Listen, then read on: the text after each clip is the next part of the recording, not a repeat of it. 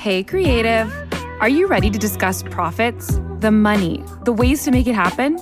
The Profitable Creative Podcast is for you, the creative, how you define it.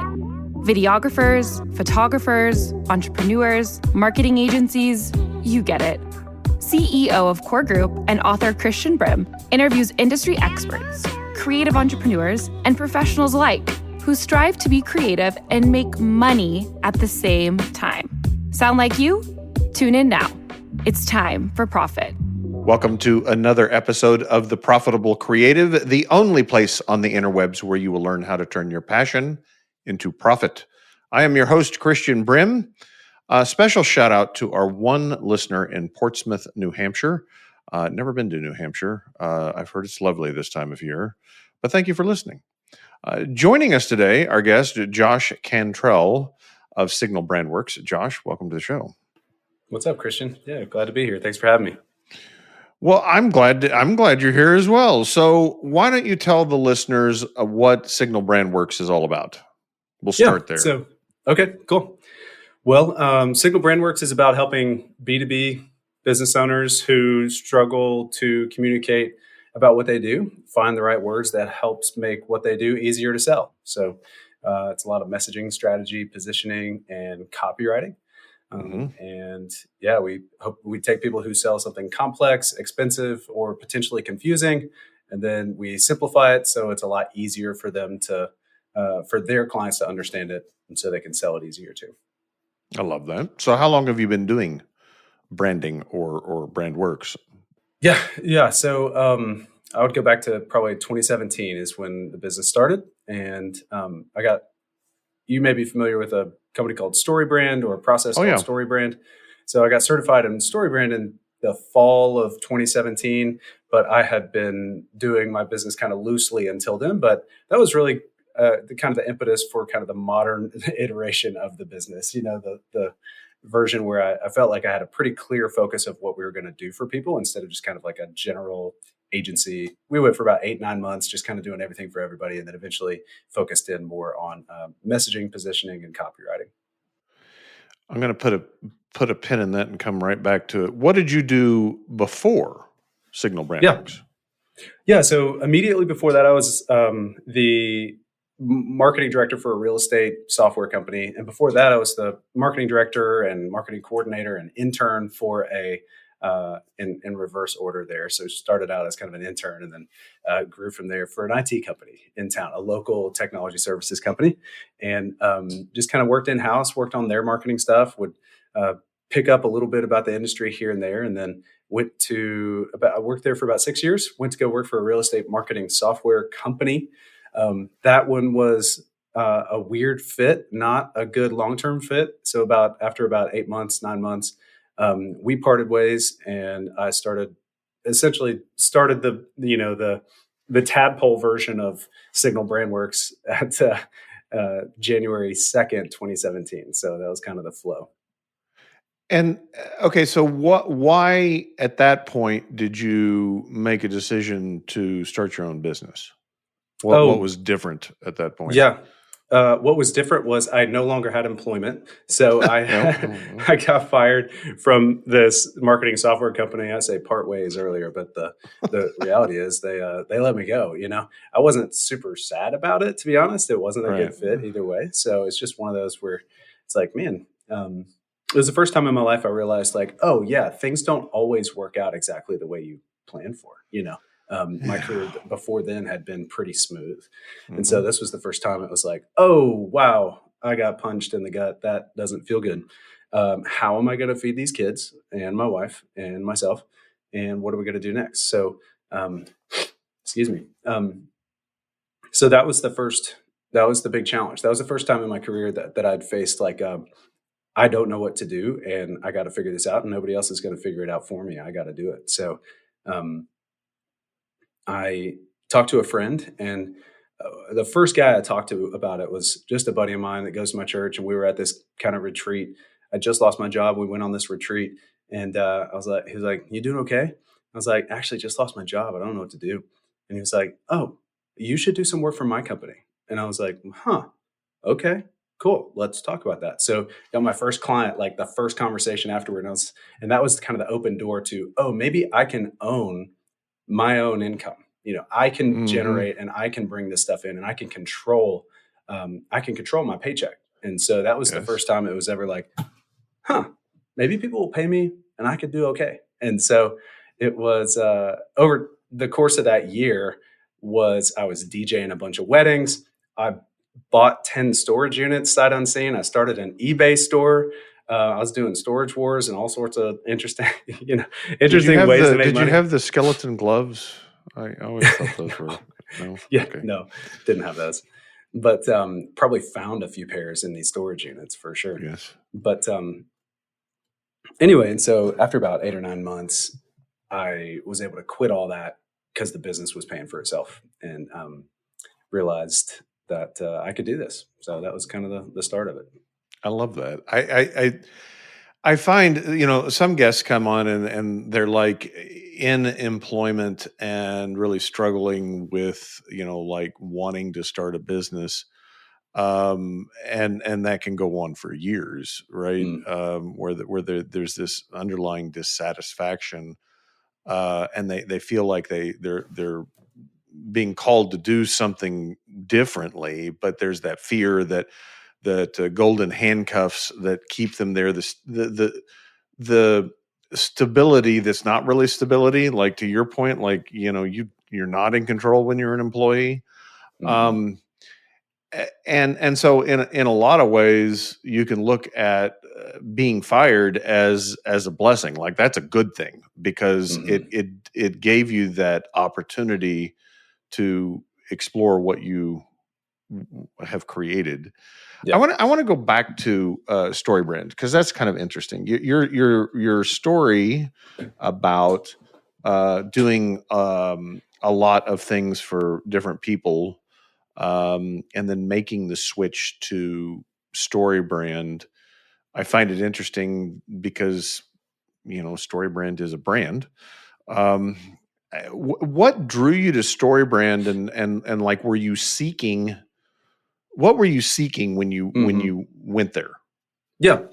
I got in pretty early in the story brand process. I was probably one of the first 60 to 70 or so guides that were certified, kind of probably the second or third round of guides. So I was, um, I I got into it because I needed leads and I wanted some clarity Okay. on maybe they can give me an opportunity. Maybe they can give me some structure around selling something that's aligned to what I like to do and what I'm pretty good at, which is the words and the thinking, aligning the words to the strategy. And I thought I was good at that, but didn't have a framework. And this was like, framework sounds really good. And they say they may be able to send me some leads.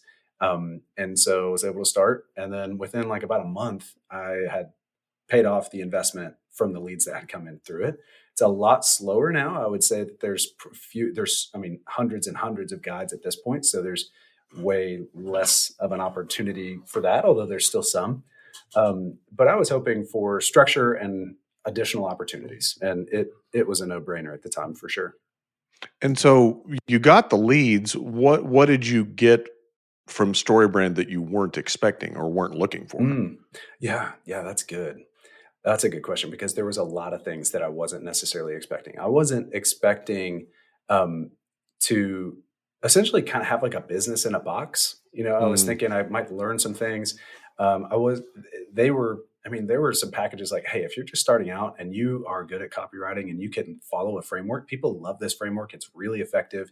Sell these things around this price point. You'll help a lot of people and it'll help you kind of kickstart your business. And so I had, already been doing marketing for a while, so I could see immediately the value of having a structure like this of mhm. walking people through in order for creating a website.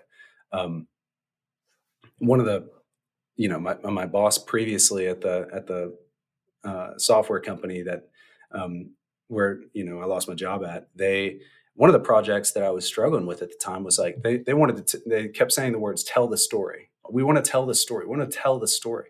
And I was like, I get that in theory. I don't know that we have a mutual understanding of what that means. And so Or even what the story is. Yeah, what the story is, how to uncover what the actual story is. And so in their mind, it was like, I want people to understand like our story. But the StoryBrand paradigm shift is so helpful because it's like, no. You're trying to help the client achieve their story, tell their story. What story are they living out? How do you fit into it? And there's a place for you in that too. But anyway, it's just super helpful. Yeah, because I assume the software company was talking about their story, not their customer story. Yeah. Yep. Yeah. And I think they probably had an idea of like, we want to do that to some degree, but yeah, it's always the default when it's like, we need to tell the story better. It's like, we need to tell our story better. We need to and make our stuff more interesting somehow.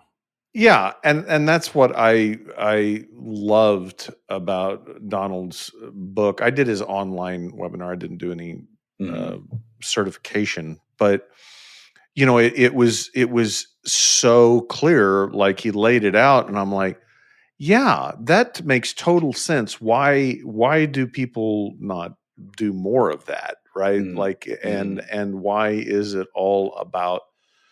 I think from a marketing standpoint, small businesses look at like, I need to tell them more about me, like what I do, how good I am, what experience I have, the features, the bells, the whistles.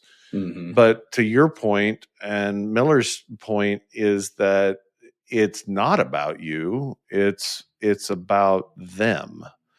And I'll go a step further. I've talked about this on the program a lot, and I talk about it in my book, Profit First for Creatives. That the biggest challenge business owners have is truly understanding the problem that they fix, right? And because if you don't get that right, nothing else is easy. And when you get it right, it doesn't make it easier. It just makes it much more clear the path forward, right? Totally. Yeah.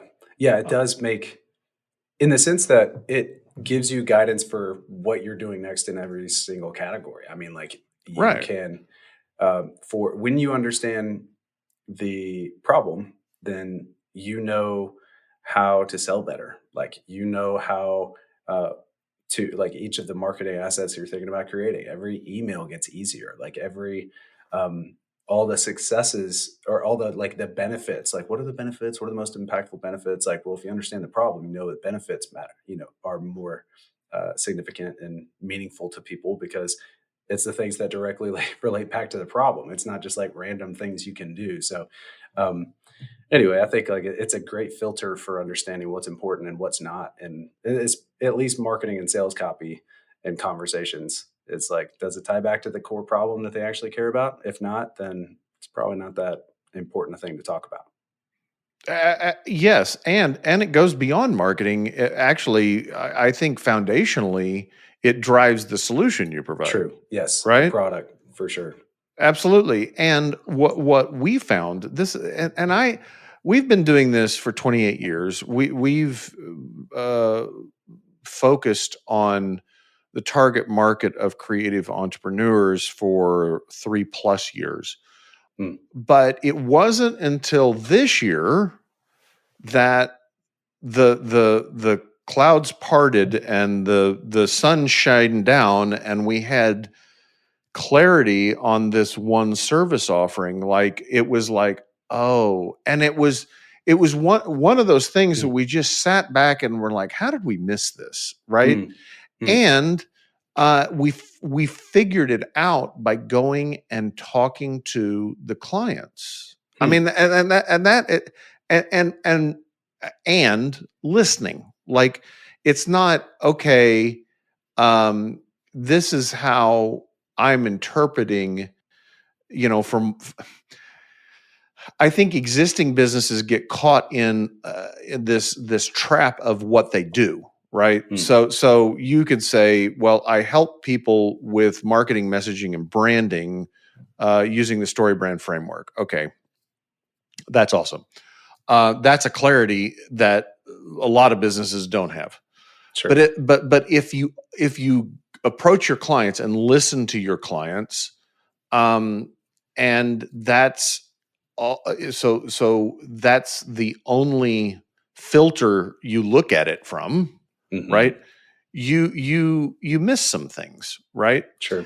And for us, it was what we figured out was what they were asking for was consistent. Like we saw this pattern, and it's like, well, yeah, of course, that's the answer to the service. But we were caught up in looking at the problem from our perspective, and I find that fascinating because it's exactly what Miller's talking about. Like Sure. you have to flip your perspective to that of the customer. It's really freaking hard to do. I think it's like you get in the zone and you think, oh, I got it. I know the framework, therefore I'm doing it. And it's like, not necessarily. Like even I've done this for 8 years. I'll still look at my stuff and be like, I did it again. I friggin' did it again. I made it about me. Yeah. Or I assumed something, I'm thinking from my perspective instead of just like putting myself in their shoes. And like you said, like you're doing the hard work of actually having those conversations. And then the next layer of hard work is listening and assuming that you don't know the right answer. Yes. You can easily read into what somebody is saying, what you also just want to hear. And just confirmation bias, right? You fit it to what they're saying. Yeah, absolutely. Okay, so what you described with the StoryBrand, it sounded like they brought some productization and pricing to the table. Had you done any work on that in your business before then? Really, no. I think I had gone into, it was mainly a reactive freelance business until that point, where I was like, hey, you need a slide deck to help you sell something. I'll take a stab at that. Sure. Pay me $500. 38 meetings later, it's like, oh gosh, it's still not working out. And so, simple things, a lot of, like I said, a lot of reactive stuff. And StoryBrand was the first time where it's like, kind of gave me an on-ramp to a more stable approach to, services that people already want, are pretty well defined. And then from there, I've kind of tweaked them, made them my own, added in additional layers, put them into a sequence of like, hey, we come for a small discovery, and then there's, an initial package where we're going to solve kind of the main things we know you need. You're going to get a roadmap that's kind of like, oh, we could also do these things. And then, if you want us to help you with that, we can do that stuff too. And so more of recurring stuff on the back end. So kind of use that as a kickstart to build the business. And honestly, I know a lot of people that just continue to sell kind of just the basic core packages over and over and over to folks. And but I would say right now it's a component of what we do. It's not the only thing we sell. And so, I think a lot of creative businesses struggle because they get caught in the custom project work, right? It's like everything's different. Everything is a lot of time to, because you're doing it custom. Sure. But if this is the way I kind of describe it, in what we do, 80 to 90% of what we do would be the same regardless of the target market that we picked, right? There's only 10, 20, maybe 30% that's really custom to an industry. But that 10 to 20% is all the value, right? Yeah. Because the client, the customer does not understand or value the 80%, right? And so I think creatives kind of get stuck in this, like, I've got to create the 100% every time, when really you only need to do 10, 20, 30% every time. Yeah, that's good. I hear you, and I'm like, man, that would be great. I'm probably still in that position of trying to figure out exactly where we can, what is all the same stuff. So I identify with those creatives, man. I mean, 8 years into this, very stable and healthy business, and still struggling and working through that stuff. And so that's on my mind a lot, is like, okay, well, how can we templatize discovery? How can we templatize the first elements of these things? And then where are the sections that are really unique and challenging, not challenging, but really unique to this industry or this client. So yeah, it's a continual work in progress there.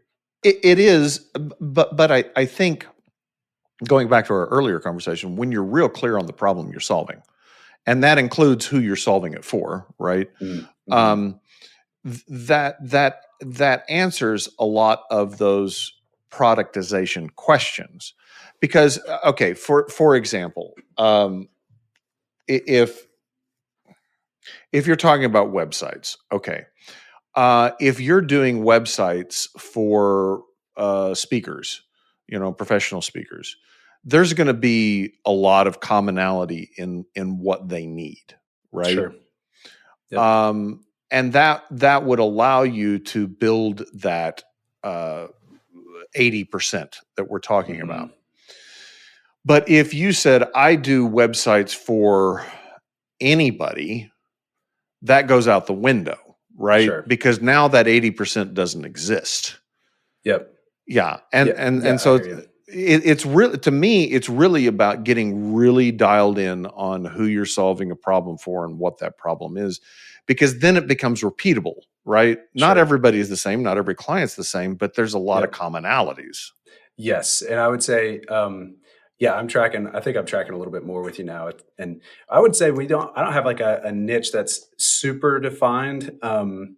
It has felt a little arbitrary in the past, despite having read Mike McAllowitz's Pumpkin Plan and thought through all that stuff. It's felt a little bit arbitrary for me to just say, we're going to go on this. So the layers that we've gotten to, as deep as I've gotten so far, is B2B services and tech companies that are between 1 and 5 million and looking to grow more, don't have an internal marketing person, and are sell something complex, expensive, or potentially confusing. So that has been some layers that's been really helpful.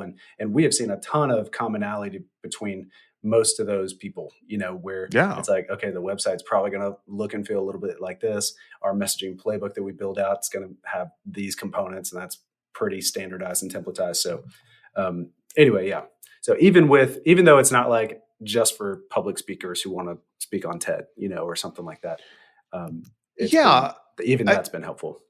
I think the way we've been taught is, in school or from marketing gurus, when you're defining a target market, it's describing it the way you described it, and it's like it's size, it's industry, maybe it's employee account, length of business, revenue, whatever. Mm-hmm. But there's also the ability to look at it from the more of the psychographic angle, right? Mm-hmm. And saying, okay, this is what this person looks like that's buying it, and they may show up in different places, but they have this common desire. You mentioned the Pumpkin Plan, which is a brilliant book by Mike. And for the listeners who haven't read it, I recommend it. But essentially, as I recall, because it's been several years since I read it, it's, if you have a pumpkin patch, rather than trying to make all the pumpkins grow well, you focus your efforts on the pumpkin that you want to grow, and you feed it and nurture it, et cetera, and applying that to your customers and saying, okay, who are your best customers? And then feeding and watering them, and they will help you attract more that are like them. Yeah. When did I get that right?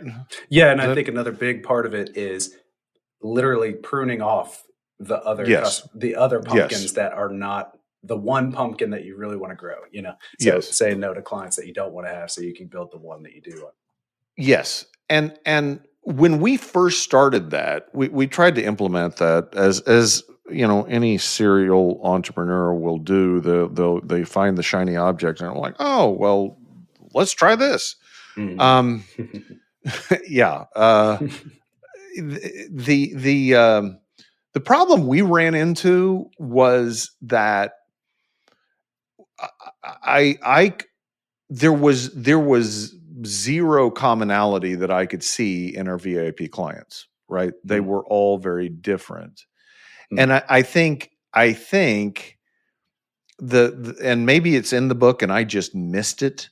But if you overlay that concept onto the idea that we've already been talking about of identifying clearly the person that you're solving a problem for and having clarity about what that problem is, that works brilliantly, because then you're only focusing on them. And you, to your point, you're getting rid of the ones that don't. And that oftentimes feels scary, right? It's like, well, but I'm telling a lot of people no. And yes, that is exactly what you're doing. Yeah, by design. Yeah. Yeah. And did you struggle with the no, like pruning?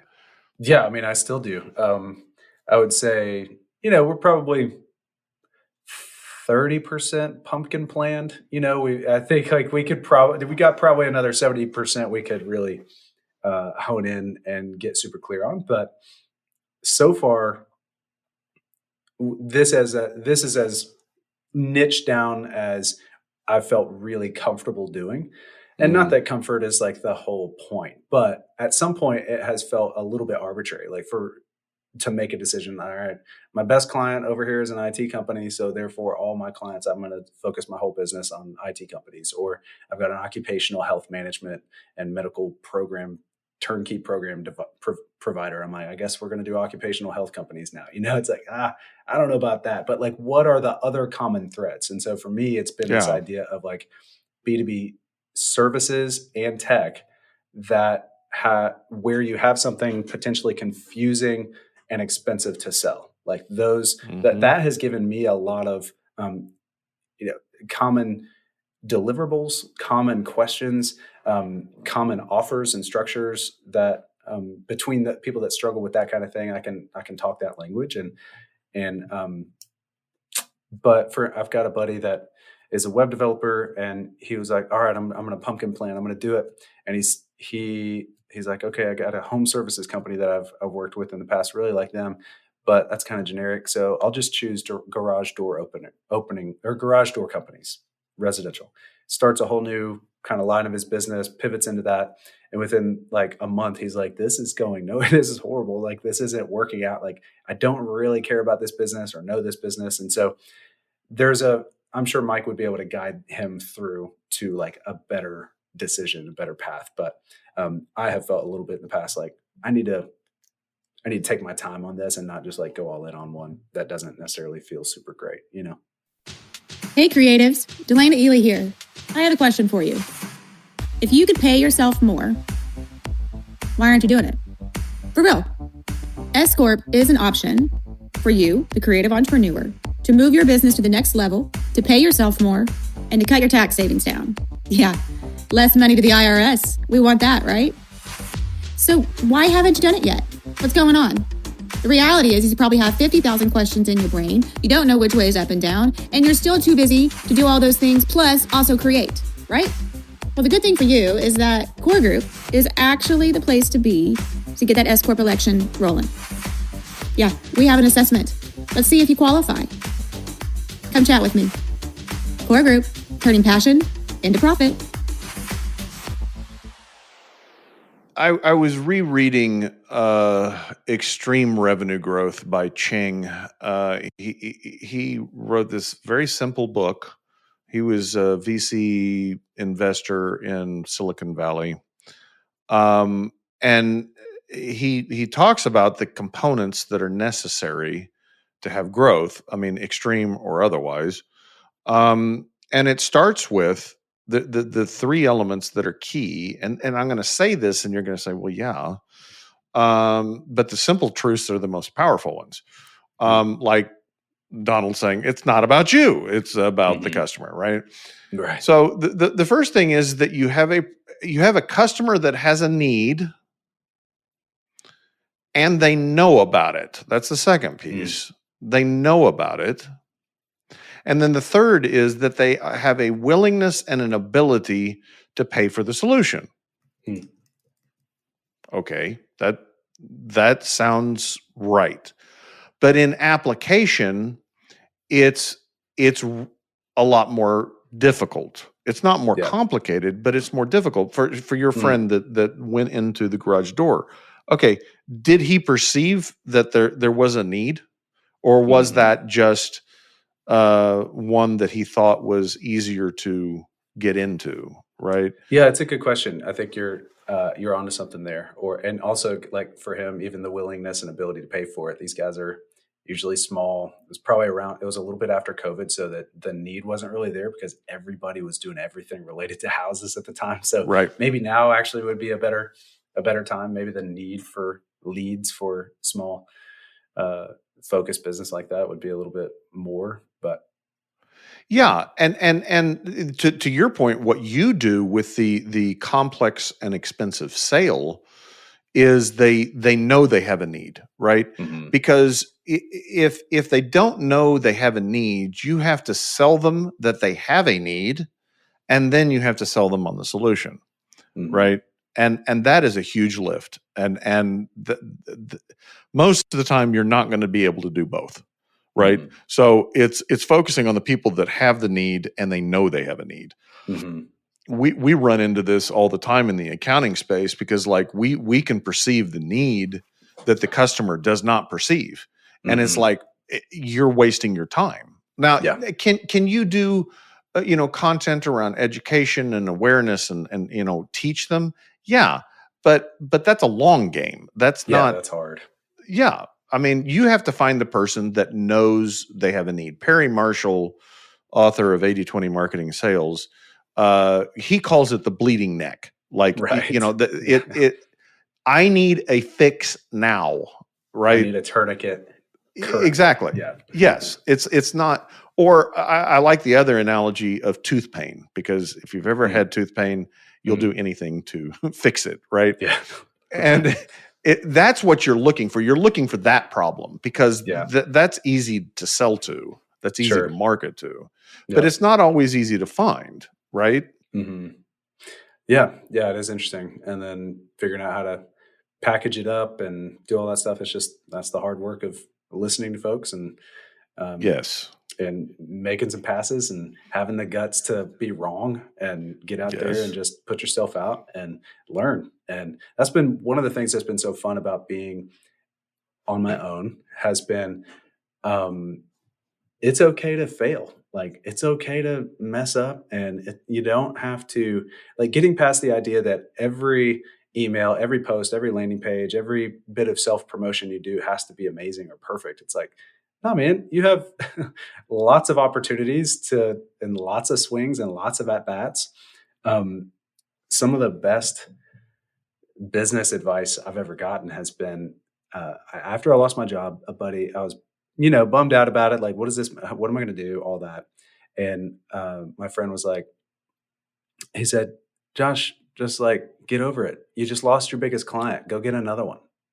And it was like, that is such a helpful perspective. And one of the reasons, like, being a creative on my own has been so fun is it's like, I get to just go get more clients. Like, you can just go get more clients, Right. And a lot of what we're talking about here is like having the courage to, and the presence of mind to say, all right, we're going to make certain decisions, but also just realize, like, each one of them on their own isn't going to make or break anything. It's going to be fine, and you can learn and improve and grow and control more of your future and your income.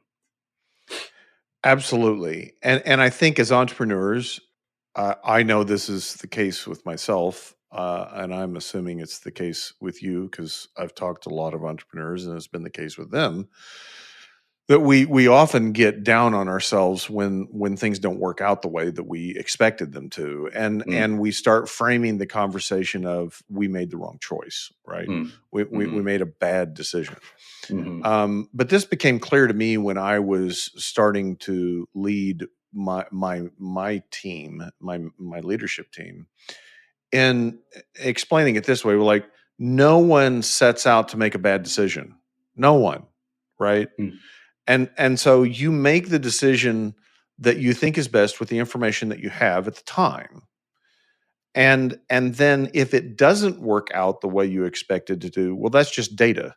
That's just feedback. Like, okay, it's not a judgment about your decision, right? It's not a judgment about your decision making ability. And it's also if you're thinking about it in terms of getting to the right answer, your point is it's iterative. You don't figure out the answer up front. Like, that's not the way it works. You've got to go through the reps to get to the correct answer. Yeah, that's true. And I love that book, The Obstacle is the Way by Ryan Holiday. Have you ever heard of that? Maybe. I haven't read it.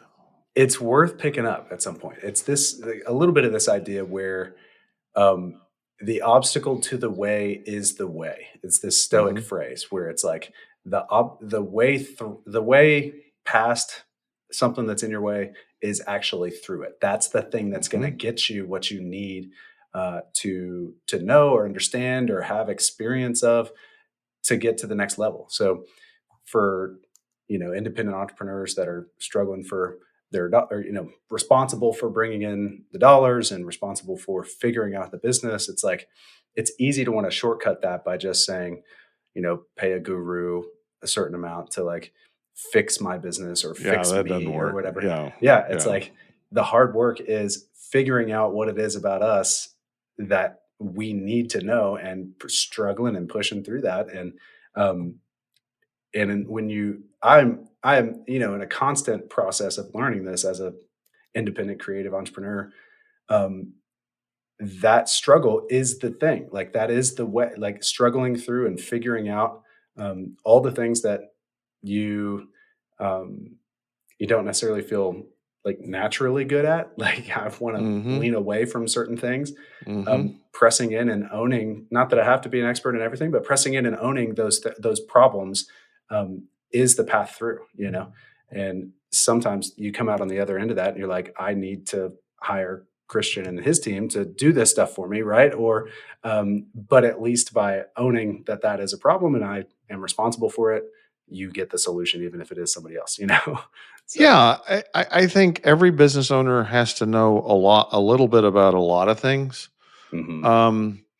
But to your point, it's understanding that at the end of the day, it's your problem and your responsibility to fix. Yes, you can involve others, but if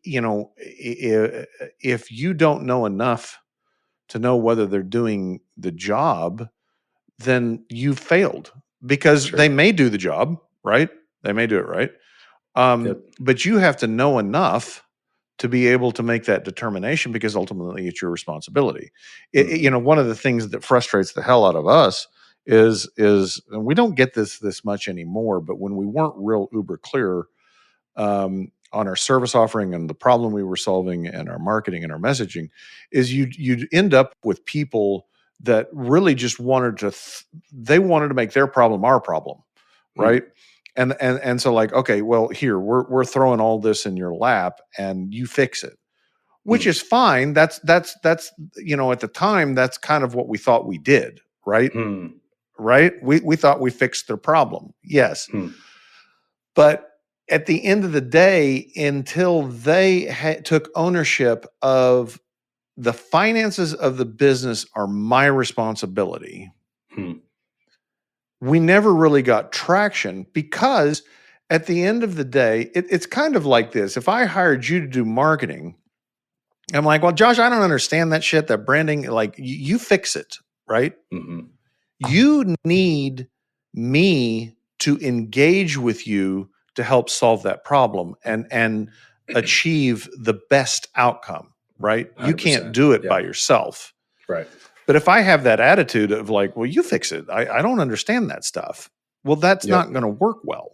I have to understand the basics. Mm-hmm. I have to be able to do what I need to do to help you do your job. Yeah, exactly. That's a big pain point for anybody that has to engage with a business owner to do marketing, and probably any area where it's like, if you expect us to solve, quote unquote, solve the problem, we can, we can do this, but it's a partnership. Like, you got to contribute some as well. You won't be as happy with the results if like you're not invested, if you don't care, and you'll be a lot happier if you are invested and do care. So Yeah, and StoryBrand let us, when we the term guide that he uses, we actually adopted that into our messaging because I think it's critical. You use the word partner, and we used to lead with that, but the problem with partnership in my mind is it's too easy for them to shift, like, okay, we're partners, you do this and I do that, and we're gonna right. Yep. Whereas the guide implies that I'm not going to do this for you, I'm going to show you how to get to where you need to be, right? Yeah, and service providers get really confused in that because we do things, right? We do partner, we do solve the problems, but ultimately the guide implies that it's not our responsibility. It's your job to go take on the Death Star. That's a good point. I like that. You got to go kill Darth Vader. Yeah, I haven't heard it put quite that way in the past, and I really like that. I think you're right on. Well, Josh, how do people find Signal Brand Works and learn more about you and what you do? Yeah, sure. So my favorite social channel is LinkedIn. I'm over there a lot, posting there a good bit. Love making new friends over there. That's kind of how I try to think about it. Is like, everybody is a potential friend. Not everybody will be, but everybody is a potential one until they prove otherwise. So love to make new connections and friends over there. It's just search for Josh Cantrell. And then my website is signalbrandworks.com, and no crazy spelling. It's just 3 very simple words put together into with a .com at the end. So, well, Josh, thank you for your time, your experience share, your candor. I appreciate it. Listeners, we'll have those links in the show notes. If you like what you heard, please rate the podcast, share the podcast, subscribe to the podcast. If you don't like what you've heard, shoot us a message, tell us what you want to hear, and we'll get rid of Josh. Until then, ta-ta for now.